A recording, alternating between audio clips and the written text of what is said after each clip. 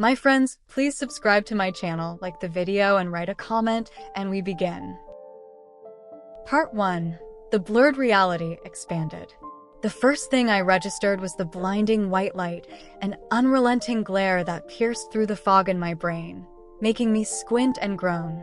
It was an unforgiving, artificial light, the kind that strips away any sense of comfort and leaves you feeling exposed and vulnerable.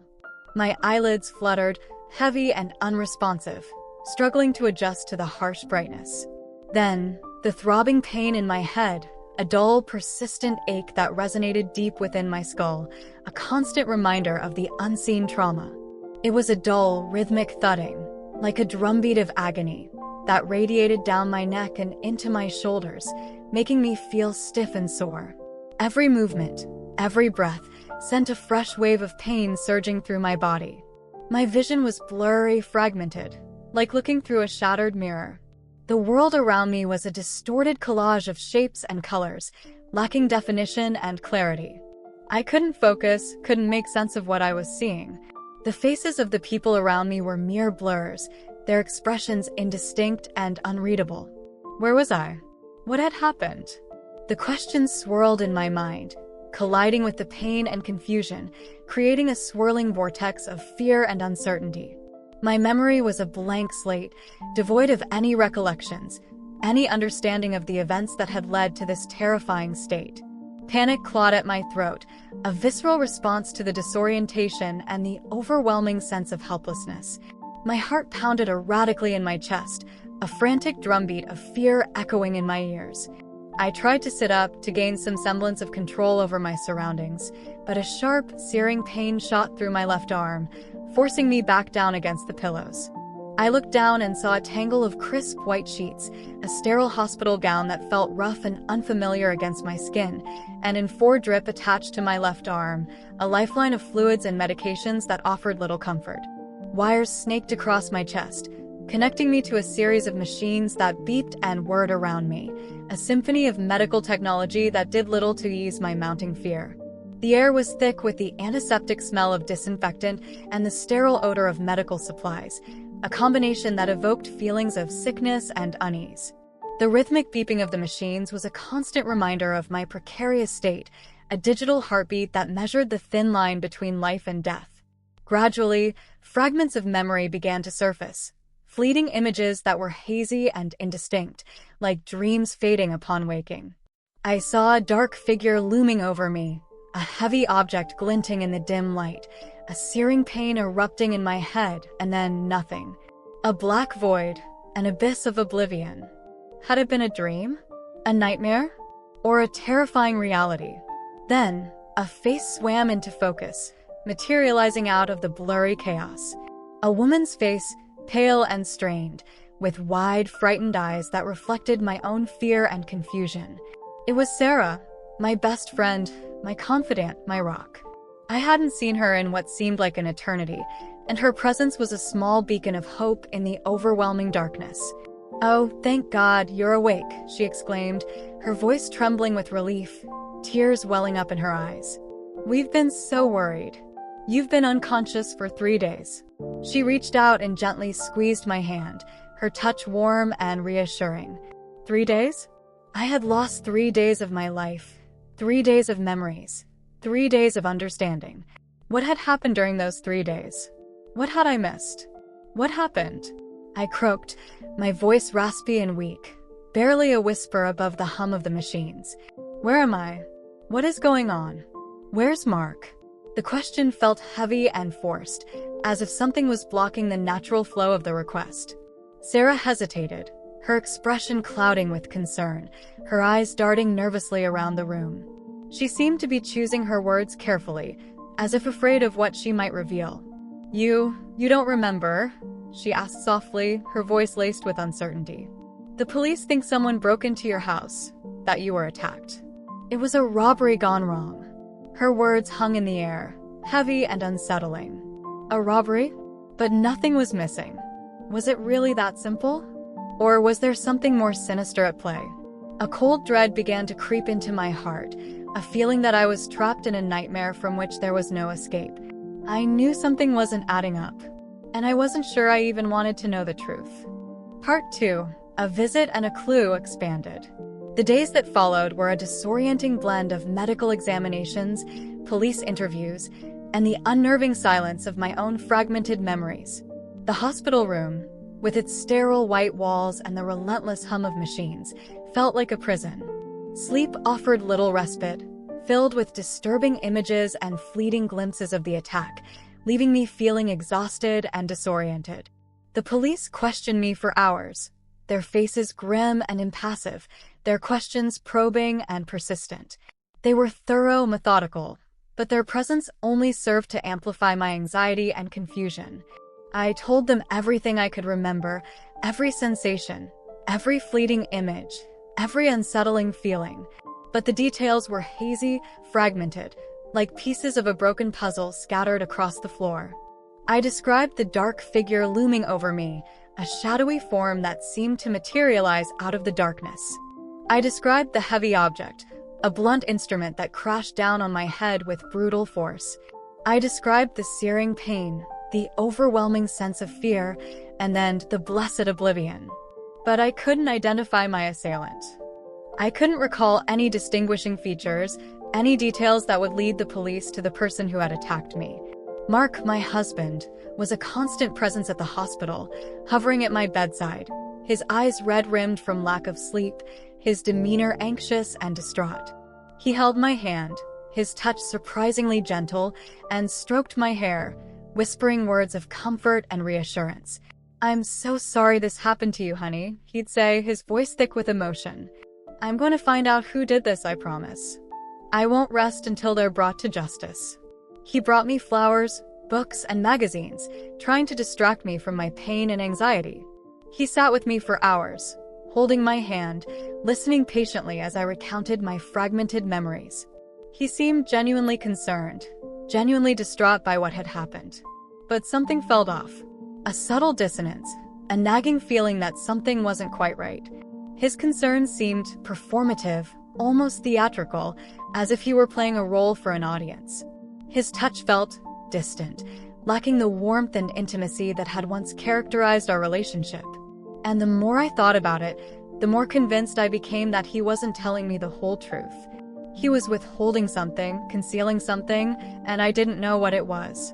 One afternoon, while Mark was out getting coffee, a nurse, bless her heart, accidentally left a small evidence bag on my bedside table.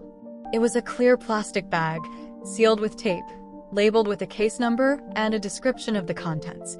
Inside, nestled amongst cotton swabs and gauze, was a small, silver charm bracelet. A familiar bracelet. I recognized it instantly. It was Olivia's. Olivia had been Mark's secretary for years, a fixture at the law firm where he worked. She was young, attractive, always impeccably dressed and perfectly coiffed. She was efficient, organized, and always seemed a little too attentive to my husband. She would linger in his office, offering him coffee, adjusting his tie, laughing a little too readily at his jokes. I had always dismissed her as harmless, a temporary fixture in Mark's professional life, someone who posed no real threat to our marriage. Now, staring at her charm bracelet in the evidence bag, I wasn't so sure. The bracelet was delicate, silver chain adorned with tiny charms, a heart, a star, a horseshoe, a miniature Eiffel Tower. It was a gift I had seen Mark give Olivia for her birthday a few years earlier. How had it ended up at my house? And why was it considered evidence in my attack? The questions swirled in my mind, fueling a growing sense of dread. The pieces of the puzzle were beginning to fall into place, revealing a terrifying picture of betrayal, deceit, and violence. The nagging feeling became a full-fledged certainty. I knew then and there that I had to get out of this hospital. The answers I sought were not within those sterile walls, but at home, and then at Olivia's. Part 3. Olivia's denial expanded. The sterile, antiseptic atmosphere of the hospital was suffocating me. The beeping machines, the hushed whispers of the nurses, the constant reminders of my vulnerability. It was all a torment. I needed to escape, to break free from the confines of that room and confront the truth head-on. I knew I couldn't rely on the police, not entirely. The investigation was proceeding slowly, methodically, and I was afraid that valuable time was being wasted. The key to the mystery, I suspected, lay elsewhere. I needed to act, to take control of my own destiny. I spent the next 24 hours meticulously planning my escape, a clandestine operation that felt thrillingly dangerous. I called Sarah, explaining my suspicions and enlisting her help. She understood, without hesitation, and promised to cover for me, to keep my secret. I packed a small bag, gathering my most essential belongings, a few changes of clothes, my phone, a small amount of cash. I knew I couldn't go back to my old life, not until I had the answers I needed. The next day, against my doctor's advice, against Sarah's pleas, I discharged myself from the hospital. I signed the release forms, ignored the concerned glances of the nurses, and walked out the door, my head held high, my heart pounding in my chest. I drove straight to Olivia's apartment, ignoring the throbbing pain in my head, the dizziness that threatened to overwhelm me. I needed to confront her, to look her in the eye, to force her to reveal the truth. I owed it to myself to find the answers. I drove to the address listed on Olivia's LinkedIn profile, a small, cramped apartment above a dry cleaner's in a rundown neighborhood, a stark contrast to the affluent suburban world I had always known. I parked my car, took a deep breath, and walked up the rickety stairs to her door, my legs trembling with a mixture of fear and adrenaline. I knocked on the door, my knuckles rapping sharply against the weathered wood. I could hear movement inside, a rustling sound, as if someone was hesitating. Then the door creaked open, and Olivia stood before me, her eyes widening in surprise. She looked disheveled. Her hair was a mess, and her eyes were red-rimmed, as if she hadn't slept in days. "Susan, what are you doing here?" she asked, her voice a shaky whisper. I looked at her, a woman I had once considered a harmless acquaintance, and saw a stranger. A woman capable of unspeakable acts. "I know about you and Mark," I said, my voice trembling with anger and fear. I had rehearsed the words, but my emotions threatened to overwhelm me. "And I know you tried to kill me." Olivia scoffed, her expression hardening, her eyes narrowing. She tried to appear composed, but I could see the fear flickering behind her facade. "That's ridiculous. I would never do anything like that," she insisted, her voice laced with a forced defiance. "Then explain this," I said, my voice unwavering, my hand reaching into my purse. I held up the evidence bag containing her charm bracelet, the silver charms glinting in the afternoon light. The sight of it sent a jolt of shock through her. Olivia paled, her eyes darting nervously around the room, as if searching for an escape route. Her hands fidgeted nervously, betraying her anxiety. Her carefully constructed facade began to crack. I don't know how that got there," she stammered, her voice barely above a whisper. "Maybe someone's trying to frame me. Maybe someone set us up." I didn't believe her. I could see the guilt in her eyes, the fear in her voice, the telltale signs of someone caught in a web of lies. The charm bracelet, the hidden emails, the incriminating text messages, the evidence was overwhelming. I was just a woman trying to get answers, but I couldn't prove anything. The police would need more than my accusations and a charm bracelet to bring her to justice. I had to find another way. I had to figure out what happened to me. What was going on between Mark and Olivia? And now I knew my own life was on the line. Part 4. The overheard conversation expanded.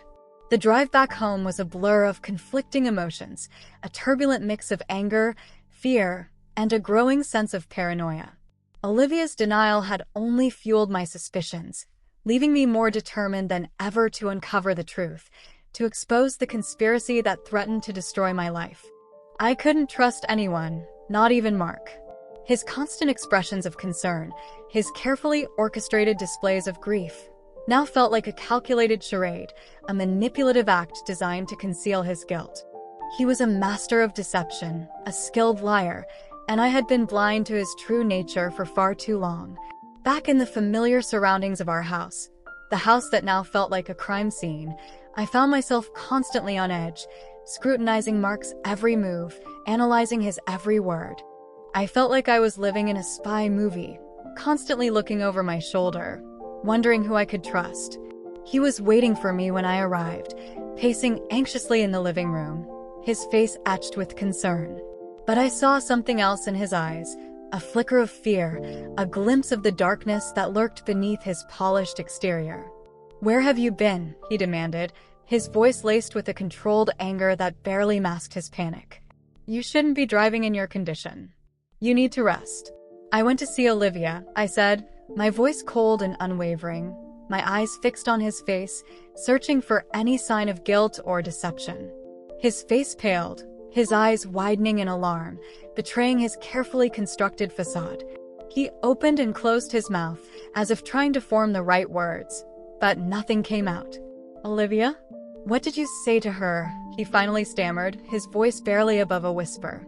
"I told her I knew about the affair," I said, my voice unwavering, my tone devoid of emotion. "And I told her I knew she tried to kill me." Mark exploded, his carefully controlled composure shattering into a million pieces. He began shouting and cursing, denying everything, accusing me of being paranoid, delusional, insane. He insisted that Olivia was just a friend, a colleague, that there was nothing between them.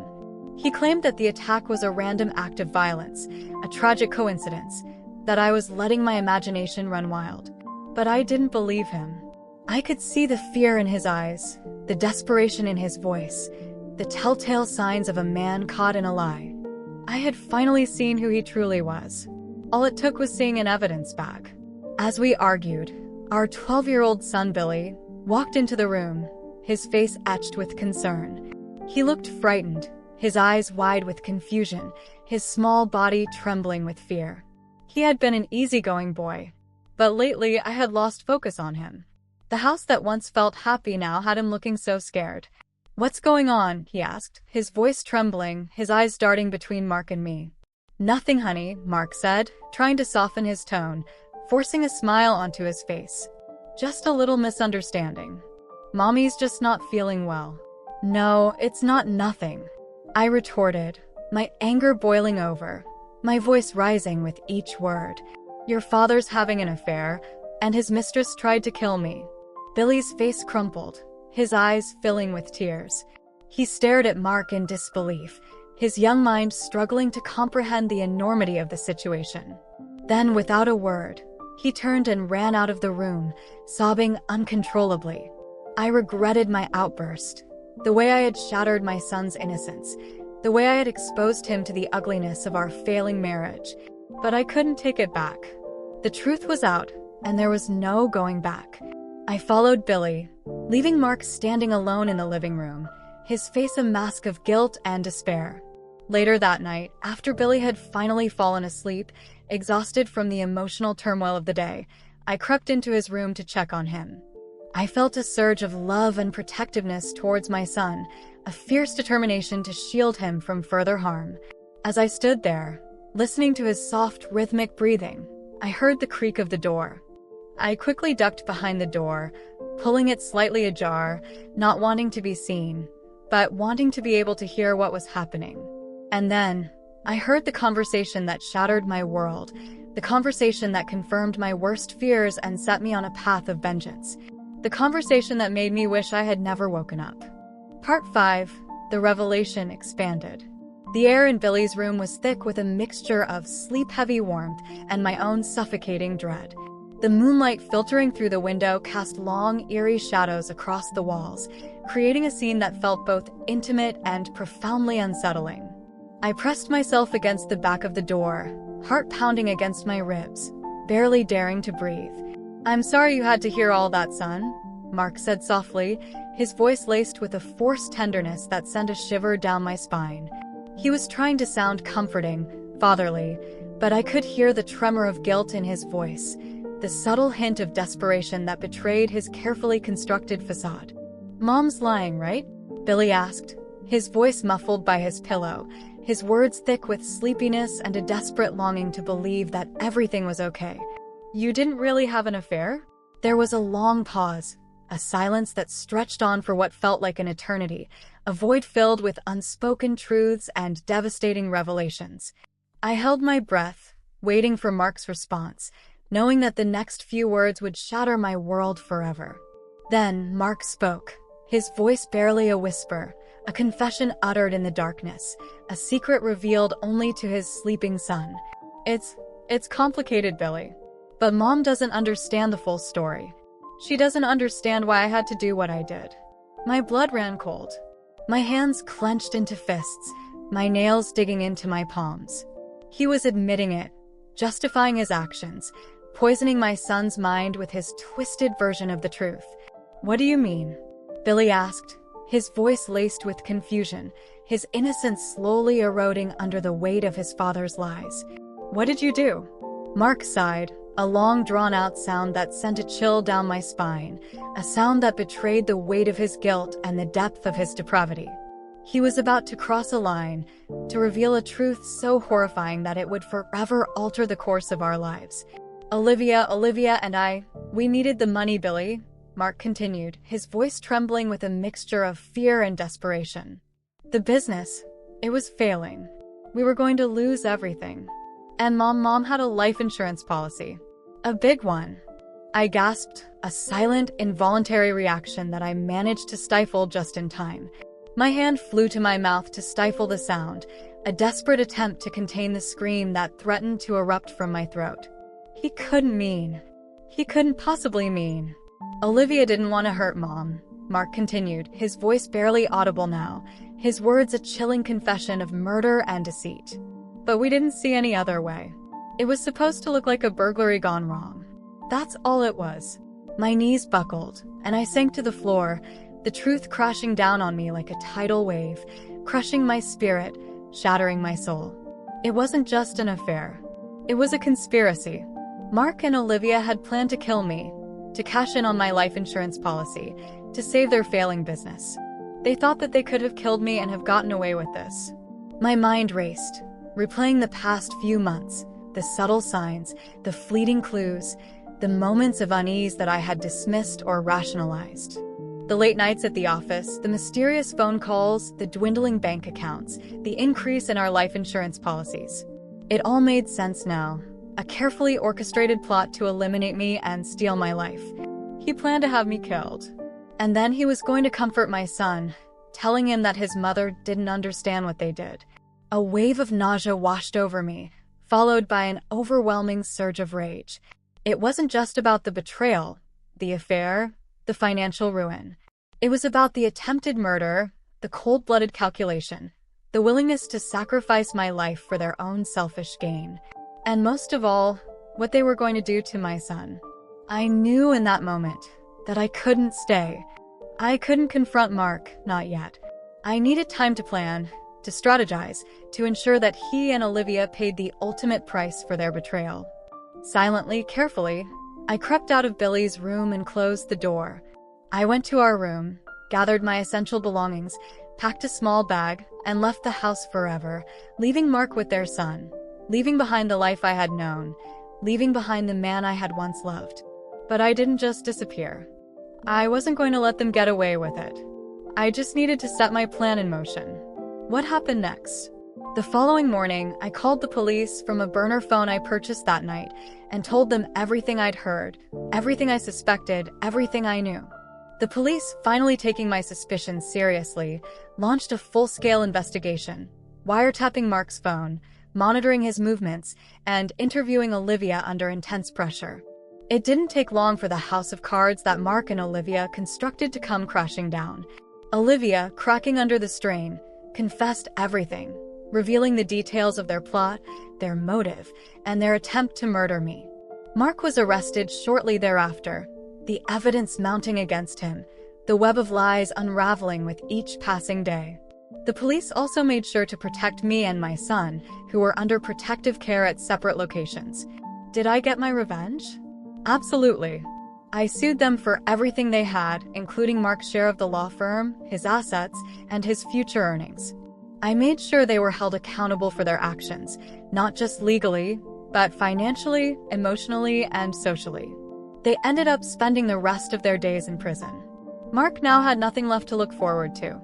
I moved out of state, changed my name, and rebuilt my life. I focused on my son, who, with time and therapy, was able to process the trauma and heal from the emotional wounds inflicted by his father. In the end, it wasn't just about survival. It was about justice. And I made sure they paid the ultimate price for their betrayal. What Mark did was unforgivable, so now he can live in misery.